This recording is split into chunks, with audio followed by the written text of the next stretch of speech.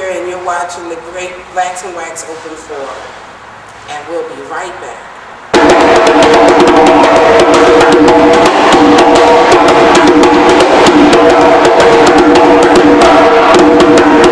This is the Great Blacks and Wax Open Forum. My guest today is Mama Deborah, and she's with the Ola Olu Griot.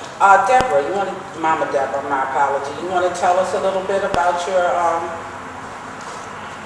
griot, sir? Oh, okay. Ola Olu Griot is myself and my two children. Now, we belong to the National Association of Black Storytellers, and we also belong to a local chapter which is called the Griot Circle of Maryland, and are carriers of the African oral tradition. Okay, wonderful. So tell us a little bit about what you've been doing lately. Oh, we stay busy. Okay. In fact, as members of the Griot Circle of Maryland, my children are also members of the Growing Griots, which is the youth division of the Griot Circle of Maryland. So they are the featured tellers for the festival, which will be held next month in New Orleans. Oh, okay. Well, tell us a little bit about that festival. That's the 22nd annual festival of the National Association of Black Storytellers, where griots come from all over the country and some internationally to share the craft and the art of being keepers of the oral tradition. Right, excellent. To keep the history alive. Yes. Wonderful. Okay, tell us, Mama Deborah, about the history behind storytelling or griot, and how important it is. Well, we know that it comes out of our African heritage, history, and tradition.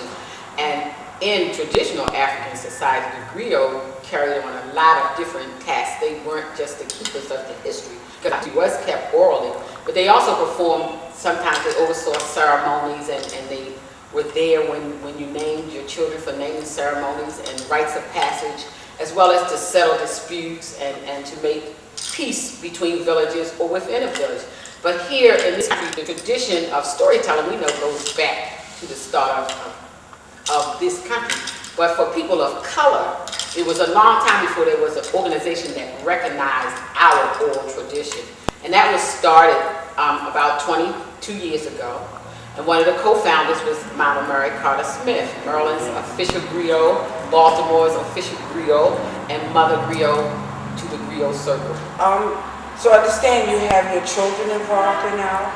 Yes, my children are very involved. In fact, it was my children that started me into being a griot. My son, one time we were here at the Great Blacks and Wax, and they had a program celebrating one of the figures that had been unveiled. I think it was Colin Powell, and we were like having an impromptu party. And the young people that were there started getting up entertaining, being an entertainment. And my son, he got up and told a story that he had heard Mama Mary tell on the radio. She happened to be there, and I thought that was very bold of him to tell a story in her presence. But she was so impressed that that following week on her radio show, she commented on it. Mm-hmm. And after that, she invited him to be on her radio show. So for years, he did the griot show on Saturday mornings with her. And when he left his school at that time and went on to high school, my daughter started being on the radio show. So Mama Mary has mentored them in this. And because of what they were doing, my interest, I wanted to know more about what it was that they were doing. So that's how I became a part of the Rio Circle of Maryland, because I used to come to the meetings and I tell them, I'm here to represent my children. That's why I started going. It's wonderful to have them, at this time in life, to be that involved and enthusiastic about it. It has served them and blessed us well. Oh, that's wonderful. Well, we're going to take a break right now, and when we come back, we're going to meet Mama Deborah's children.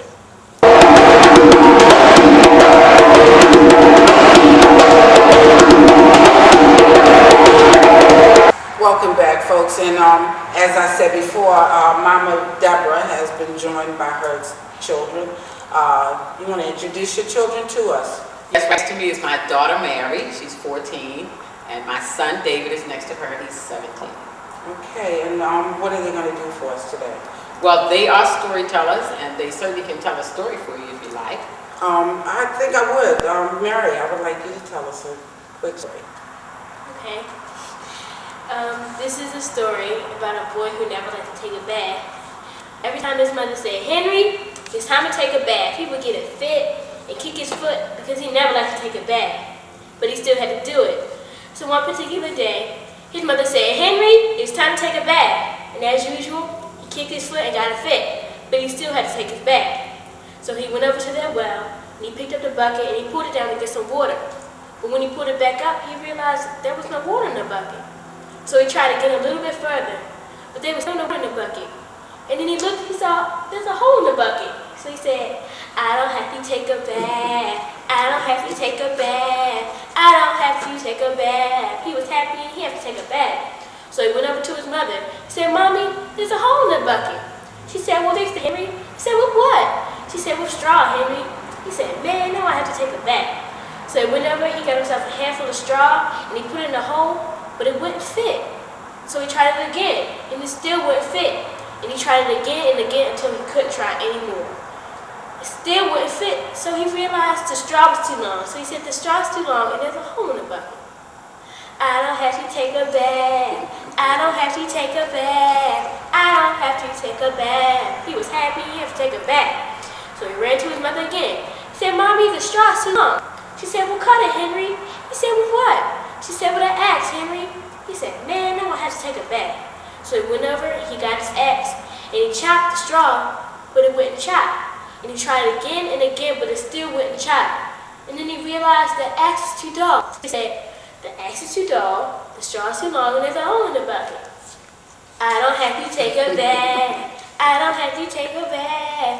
I don't have to take a bath." He was happy he had to take a bath. So he ran to his mother again. He said, "Mommy, the axe is too dull." She said, "Well, sharpen it, Henry." He said, "With what?" She said, "With a rock, Henry." He said, "Man, now I have to take a bath." So he went over, he found himself a big rock. He put the axe down and he started pulling back and forth and back and forth. But the axe still didn't get any sharper. And he tried it again and again until he couldn't try anymore. Then he realized the rock was too dry. So he said, "The rock is too dry, the axe is too dull, the straw is too long, and there's a hole in the bucket." He thought, "I don't have to take a bath. I don't have to take a bath. I don't have to take a bath." And he was happy he had to take a bath. So he ran to his mother again. He said, "Mommy, the rock is too dry." She said, "Well, wet it, Henry." He said, "With what?" She said, "With water, Henry." And he said, "Well, how am I going to get the water to the rock? The rock is too big." She said, "With the bucket, Henry." He said, "Oh, yeah. Oh, man, now I have to take a bath." So he went over, he got the bucket, he pulled it down the well, he pulled it back up. There was still no water. And he realized there's a hole in the bucket. So there's a hole in the bucket, the rock is too dry, the axe is too long, the straw is too long, and there's a hole in the bucket. I don't have to take a bath. I don't have to take a bath. I don't have to take a bath. He was happy he had to take a bath. And he didn't. And anytime anybody went down the south and they smelled something and they thought it was the cows, it wasn't the cows, it was Henry. That was wonderful. That was excellent. You tell these stories to little ones younger than you, they love you, don't they? Oh, that was a delightful story. You're really good at it. She's really good at it. She is very good at it. And that's a high compliment when somebody remembers a story that you told. Because they did several stories this summer for the Pratt Library. And we were at the market up in the Giant. And a little girl said, "I remember you. I don't have to take it." Yeah, that is memorable because I won't forget that one. And I understand, so David, tell us what you do. You're a storyteller as well, or you tell your stories through your drum? I can do both. I'm a storyteller as well as a drummer. I started drumming before I was a storyteller, so I guess this is my first art that I mastered. Okay. Well, since we're on the storytelling vein for a moment, can you give us some brief with the drum? Yeah, I can give you a story. The name of the story is The King's Drum.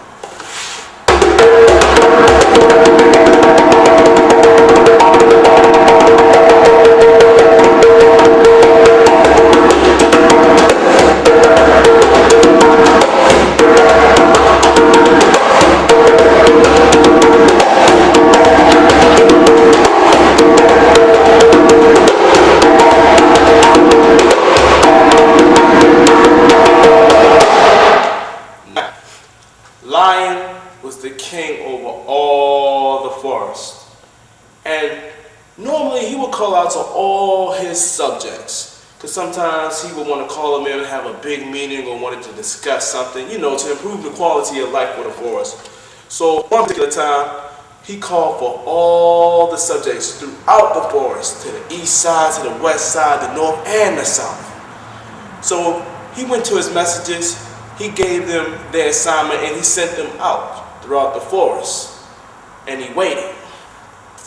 And he waited. And he waited. 1 week. 2 weeks. 3 weeks. A month. 2 months. After 3 months, all the subjects of the forest finally made it to the king's palace. Now, by this time, Lion was frustrated because he was wondering why did it take everybody so long to get to his palace. So the subject of that meeting was, what can we do to get everybody here on time? So all the animals of the forest, they sat at Lion's huge corporate table and they thought. They were thinking, what can we do to get everybody here on time? So everyone was thinking for a little bit. Cheetah was thinking, leopard was thinking, elephant was thinking, everybody was there, so everybody had an idea of their own. And then Anansi, and what you have to know about Anansi is Lion's right-hand man. He is his chief counselor. Everything goes through Anansi. So Anansi, he stepped up and he told everybody that we needed to make a drum. Not just any drum. This drum needs to be so big and make a noise so loud that everybody in the forest will hear it at the same time and they will make it to the king's palace quickly. So everybody, they took that and they thought about it for a quick second and they all agreed, this is what we need to do. We need to make a drum. So all the animals set out to the different areas of the forest. The big elephants, all the bigger animals got trees. The smaller animals got rope. They got everything else that needed to be made for this drum. So they brought it all together. And over the next couple of days, the drum started to finally look like a drum. It was carved, it was chopped, a rope was added to it. It was starting to look beautiful. It was a beautiful drum because since it was the king's drum, it had to be the best drum in the land. So everyone was precise. They took their time. Everyone was thorough with what they had to do. The elephants and the gorillas were thorough with howling out the wood. The smaller animals were right precise when they got the right amount of rope with the correct thickness to add to the drum. It was a beautiful drum. Now all the animals were enjoying their work. It was hard, they were tired, they were hungry, they were thirsty, they were sweating. But they enjoyed their work. They were so excited to make this drum for the king. Now all the animals in the forest were working, except one, Monkey. Now Monkey was high up in the trees, laying around, eating bananas, taking naps, doing absolutely nothing. So you know he wasn't helping the other animals they were making the drum. He would just look at them all the way up in the trees and just laugh and joke around and mock them. Now after a while, the drum was finally made. The most beautiful, biggest, loudest, most radiant drum you've ever seen. And all the animals made a big circle around the king's drum. They looked at all the carvings, they looked at the skin, they looked at the rope, the wood, everything was perfect. Now, the problem was, who was going to take the drum back to the king's palace? Because this drum was made deep in the forest, so it was pretty far away from the king's palace. So all the animals were thinking, who should take?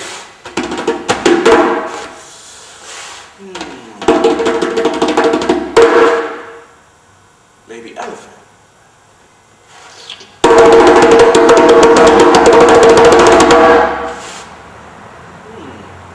Maybe the rhino.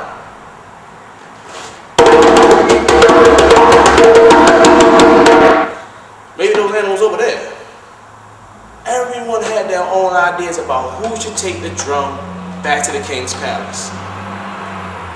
So Anansi, he stepped in because he didn't want there to be a big argument or a big fight over this. So he stepped in and he said, this is what we're going to do. The animal who was the laziest amongst all of us will take the drum back to the king's palace. So now we need to decide who was the laziest animal. So all the animals, they were thinking, looking around. All the animals were looking at all the other animals, wondering, who was the laziest? Who's going to take this drum back to the king's palace? And Monkey, by this time, he had jumped down from the trees, and he was in a circle too, looking around. Wondering, I wonder who's going to take this to the king's palace. All of a sudden, Monkey notices that everybody's eyes are on him. So he looks at everybody. He walks into the middle of the circle right next to that drum and says, I'm just going to let y'all know, I'm not taking the drum back to the king's palace, thank you. And he walks back into the circle. And the animals start looking around again. They look around, look at everybody else. Monkey's looking around again too. Once again, everybody's eyes are on Monkey. So Monkey's getting a little fed up by now, so he goes back into the circle with a big talk. He says, look, I'm not taking the king's drum back to his palace, thank you. And he walks back into the circle. And everybody starts looking around again. Who's going to take this drum back to the king's palace? And once again, Monkey is looking around. And what does he see? Everybody's eyes on him. Elephant's eyes were on him. Rhino's eyes were on him. Hippo's eyes were on him. Giraffe's eyes was on him. So he walks back into that circle, has this mean look on his eyes and said, look! I done told y'all once, I done told y'all twice. I'm not taking the king's drum back to his palace. Thank you. And he gets back into the circle. So Anansi walks in and says, hey Monkey, who said you were? Nobody said a word to you. We just looked at you. But since you put yourself out there like that, it's obvious to all of us that you, my friend, were the laziest amongst all of us. So it will be you taking the king's drum back to his palace. Now the next day there was a big celebration because this was a big deal. Everybody was lined up to see Monkey take that drum back to the king's palace. And once he got there, he was tired, he was thirsty, he was hungry, he was sweating. But you know what? He decided to play a little.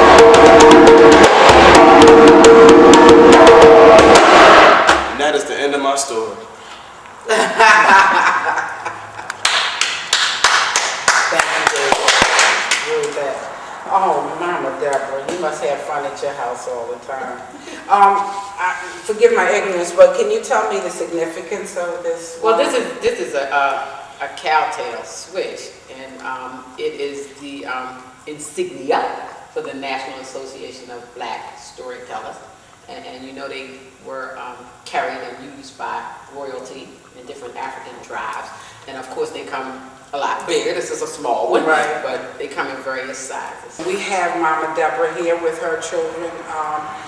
And Mama Deborah, I understand you also tell stories through dance as well as song. For your kids are really, really very talented, honey. Thank you. I know you're proud. I can see you all shining now about it. Tell us a little bit more about what you do. Can you have a little story in mind for us today? Yeah, well, I'll tell, and I certainly could share a little story with you, but I'm also a vocalist. That's what I do more than storytelling, but I do tell stories. And I like to share just a little story, if I may. Okay, more song. I'll go with the story. There was a little boy who was anxiously awaiting his father to come home from work one day because he had a question to ask him.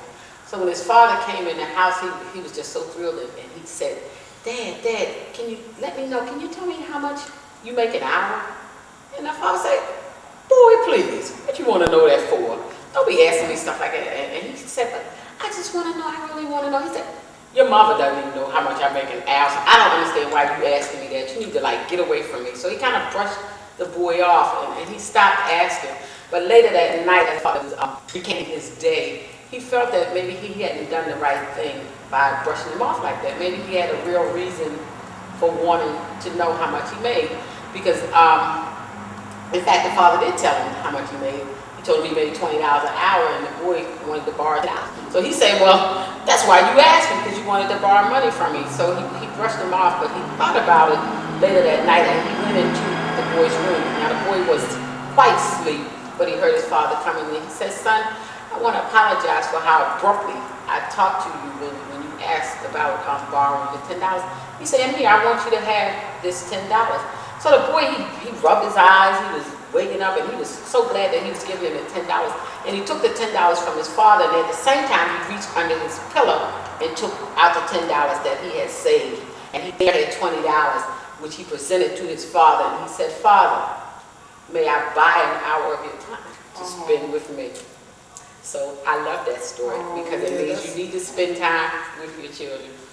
Oh, that's awesome. Yeah. Maybe think about, and we should invest our time in our children to spend time with them. Because when you spend time with your children, you get these kinds of results. Amen.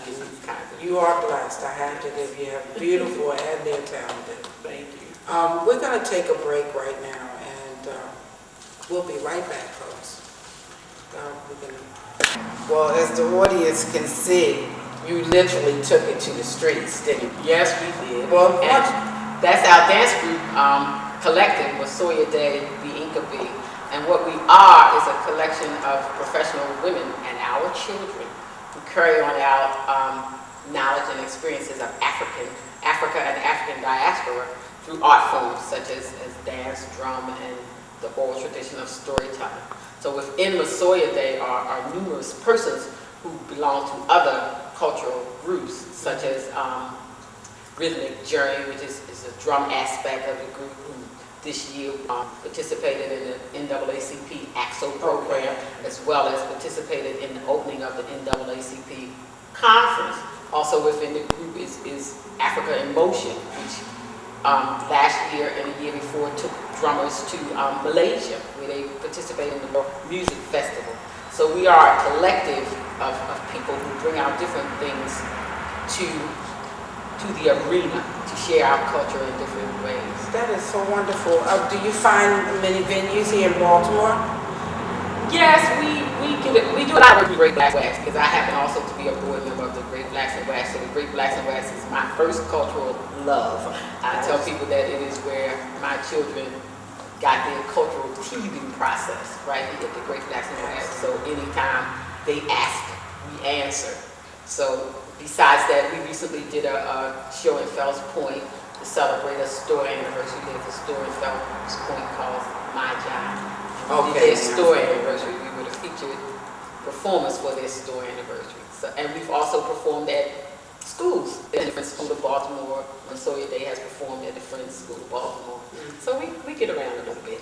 Well, I want to, just to change the subject for a moment, I'm interested in your crown, as you say. Oh, okay. I understand that you design your own. I do headdress is what I call it, African headdress. So I do crowns and hats, and I also do costumes because of all of the things that my children do, I do costumes quite often.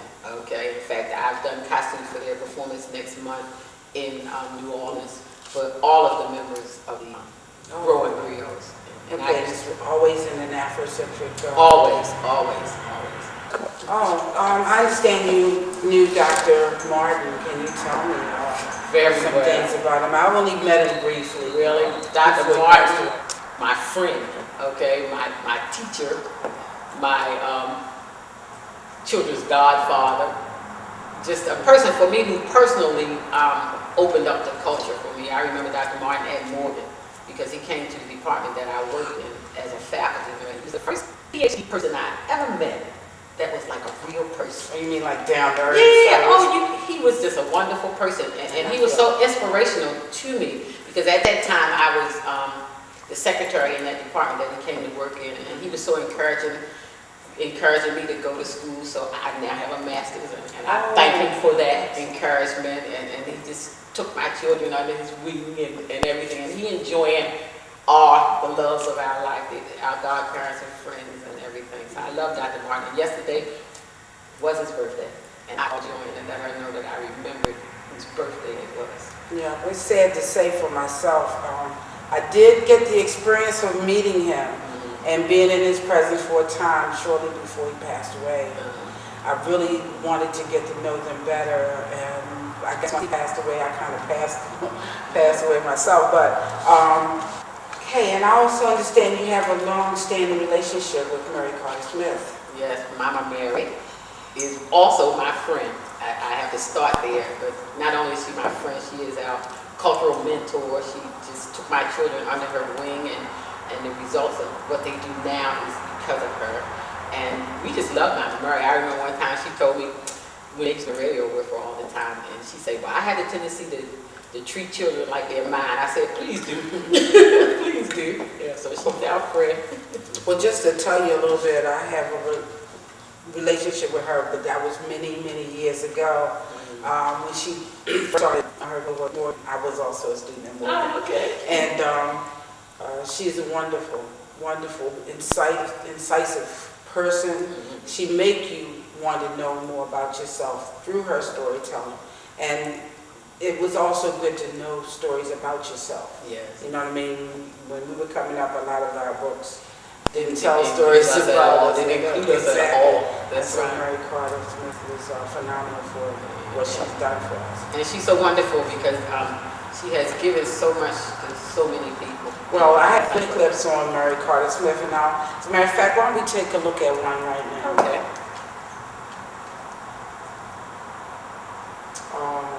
See what I mean about Mary? Well, I know that. Mama. That's right, Mama Mary.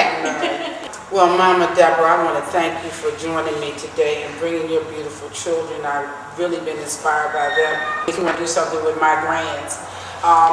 And I look forward to seeing you again in the future, and I wish you all the best in New Orleans. I know we're going to be hearing about you from there. And audience, I want to thank you for joining us today. And if you want to be a guest or be a member of our audience here at the Great Blacks in Wax Open Forum, you can contact us at this number you see on your screen. Thank you for joining us.